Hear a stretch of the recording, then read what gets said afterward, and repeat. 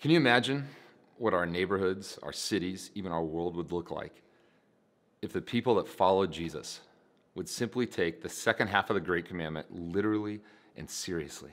Is it possible that the solution to our society's biggest problems has been sitting right underneath our nose for the last 2,000 years, but that most Christians have actually found a loophole, a way out of doing what Jesus said matters most? When the lawyer approached Jesus and said, "What's the one thing I must do to inherit eternal life?" Jesus said, "Love the Lord your God with all of your heart, your soul, your mind, and your strength, and love your neighbor as yourself."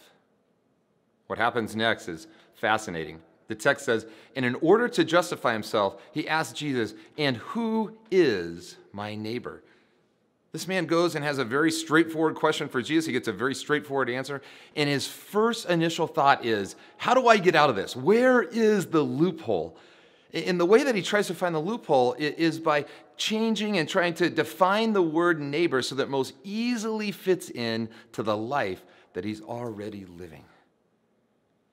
Now, we've all, that was 2,000 years ago. We've grown and progressed over those last 2,000 years. Surely none of us would be tempting to do that exact same thing, to define the word neighbor so that it most easily fits into our life that we're living.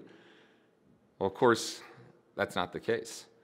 Most of us, myself included, have in some way fallen into that trap, have tried to define that word neighbor so that it begins to kind of almost lose some of its power. We end up looking at that parable of the Good Samaritan, and we think to ourselves, wow, that's incredible. Everyone is my neighbor. And I'm doing a lot of good stuff, so I'm kind of just neighboring all the time. And when we do that, we end up with this metaphoric love for metaphoric neighbors, and metaphorically, we're killing it. But in real life, there's people who live right across the street, and oftentimes we don't even know their names. Well, we're learning that there's actually great power in drawing a circle around the places that we live and then working out from there. And we're learning that when it comes to neighboring, you actually get disproportionate results. For what you put in, big things end up happening. One of the most important things that we can do is to make a commitment to learn and retain and use the names of the people who live right around us. And when I began to do this in my life, it meant that I needed to go and eat some crow. I had to walk across the street and have conversations like this. Hey, I know that we've lived next to each other for 18 months, and I know that I've met you 3 times, but I actually forgot your name. And as I started to do that, I did something very important. I went home and I just started to simply write down the names of the people who lived right around me. And by doing that, these people went from people who drove certain types of cars or had a certain occupation or a number of kids to real people with real names and who have real stories. And God started to do something in my life. These people started to get inside of my thoughts. They started to get inside of my prayers. And this natural progression began to happen. It went from, hey, man, to, hey, Matt, to, hey, Matt, how are things going? To, hey, Matt, could you just help me move this thing in my garage? To, hey, why don't you guys just come over and watch the game?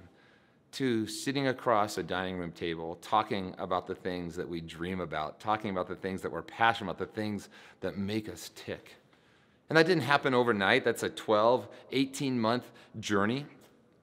But it never starts if you don't learn the person's name.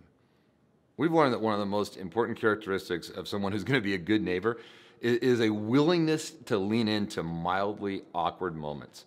It is a little bit awkward to walk across the street and reintroduce yourself to someone that you've lived next to for a long, long time. But it makes a big difference. And so this week, we just want to encourage you to get quiet, to get still, to kind of think about the houses, the places that are right around you, and then to simply ask God, all right, God, what's the next step? What's that next step that I can take in order to take the second half of the Great Commandment literally and seriously? Walk across the street and take the next step.